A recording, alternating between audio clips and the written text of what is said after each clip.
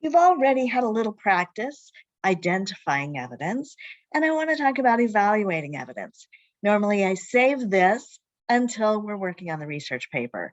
But since this is an accelerated semester, I decided to add in this option to write about evidence in the letter to the author. Now, I'll talk a little bit more about it when you're finding your own evidence to use in your research papers, but I want to give you a little bit of information right now, since you might be including this in your letter. And I want to focus on Amy S. Choi. You won't be writing a letter to her, and so I can use her as an example. Now, we know that evidence helps us know if we can believe something an author or a speaker says. Evidence helps us know if it's credible. There are a lot of different kinds of evidence, and I want to highlight the ones you're most likely to see in the articles. The first is personal experience. We've seen a lot of personal experience. Personal experience is basically, this happened to me. And because the person is sharing so honestly, it seems really credible. An unpublished report is an anecdote that we got from somebody else. We can't confirm it. And so this is the least credible form of evidence. A published report is, it was printed in a publication, whether it was a magazine, a newspaper, an infographic, or it was in a TED Talk. That's publishing. That's just a different form of publishing. Eyewitness testimony is somebody who said, I saw this with my own eyes. Celebrity testimony is, well, it's exactly what it said. A celebrity says, hey, this is a big deal. And yeah, it's actually pretty credible with some people, depending on who the celebrity is and if they like them or not. Expert opinion means somebody who has some authority to speak on the topic is giving their opinion. Now, a lot of times these types of things are found in published reports. Even so, it's nice to be able to think about it from multiple perspectives. An experiment is somebody actually did an experiment and then it got reported on. I don't think you're going to see very much of that in the papers that you're reading, but you might. Statistics, somebody gathered statistics. A survey, somebody took a survey. Yeah, these are types of evidence, and you could see these. Let's talk about a claim from Amy Choi. She said, our comfort foods, I left a word out, our comfort foods map who we are, where we come from, and what happened to us along the way. And she uses two types of evidence. The first is personal evidence, personal experience. For me, she says, a first-generation Korean American, comfort food is a plate of kimchi, white rice, and fried Spam. Not my favorite types of food, but we come from different places and they map who we are. When we're evaluating personal experience, we want to think, is the evidence relevant to the claim it supports? And she says our comfort food maps who we are, where we come from. And she is a Korean American.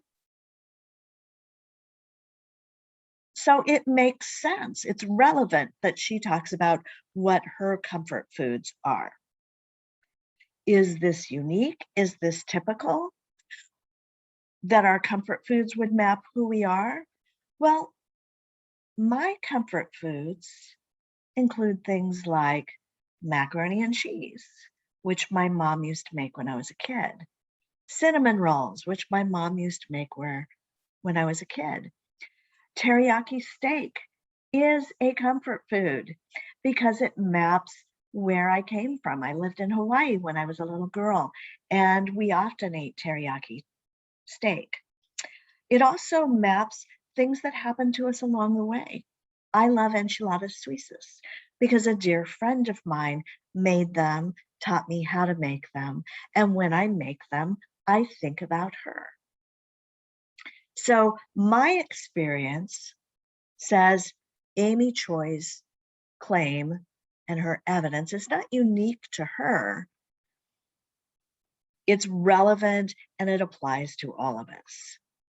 She also quotes Jennifer 8 Lee, who says, "What you want to cook and eat is an accumulation, a function of your experiences, the people you've dated, what you've learned, where you've gone.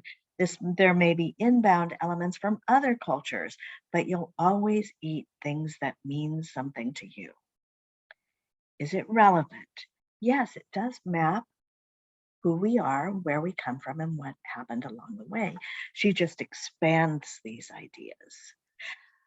Because this is a published report, I want to think about who it came from. Who said it? Well, Jennifer 8 Lee did a TED Talk about finding General Tso's chicken. And she actually traveled to China and went to the town General Tso was from. And so she seems very credible to speak on this topic. We don't know if she had any evidence to support this, but we do know who she is and what makes her an authority to state these things. So here's how you might write about this in a letter. This is me writing to Amy Choi. Your claim that our comfort foods map out not just where we came from, but also our experiences along the way made sense to me as I read it, but I appreciate how you added evidence to support your claim. You first used your own personal experience as evidence about how eating kimchi, rice, and fried spam makes you feel at home. You added a quotation from Jennifer 8 Lee's TED Talk to support the other part of your claim that our comfort foods also reveal our life experiences. She stated, "What you want to cook and eat is an accumulation and a function of your experiences, the people you've dated, what you've learned, and where you've gone. There may be inbound elements from other cultures, but you'll always eat things that mean something to you." Her study of how Chinese food spread and adapted all around the world made her a really credible source to discuss food and how it appeals to us. I actually watched the TED Talk you mentioned, and I saw how she had traveled to China to learn about the origins of General Tso's chicken. The evidence made sense to me, and it reminded me of my own food favorites, some from my family and some from my travels. I hate Velveeta cheese, but my favorite macaroni and cheese recipe includes it just because my mom made it that way. Another favorite food is enchiladas suizas, which a friend taught me to make. She died a few years ago, but when I make it, I remember her and it makes me smile.